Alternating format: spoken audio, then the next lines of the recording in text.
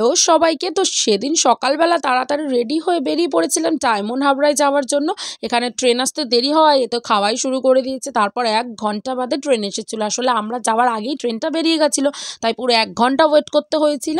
তো তারপরে তো ট্রেনে উঠে পৌঁছে গেছিলাম ডায়মন্ড স্টেশনে। ওখান থেকে নেমে টোটো করে চলে গেছিলাম নদীর ধারে। এখানে দেখো এত সুন্দর লাগছিল কি বলবো, আমি তো ঘুরে ঘুরে পুরোটা দেখছিলাম। আর এই যে দেখো তোমাদেরকেও একটু ভিডিও করে দেখিয়ে দিলাম। তারপরে আমরা একটু এদিক ওদিক হাঁটছিলাম, এই যে দুজন মিলেই চলে গেছিলাম ঘুরতে।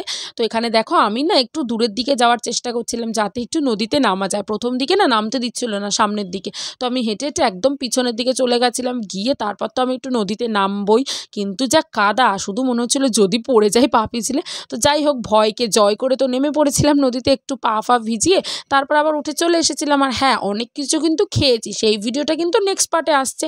তো নেক্সট পার্টটা দেখার জন্য কিন্তু অবশ্যই চ্যানেলটাকে সাবস্ক্রাইব করে দিও। আজকের মতো এইটুকুই, টাটা।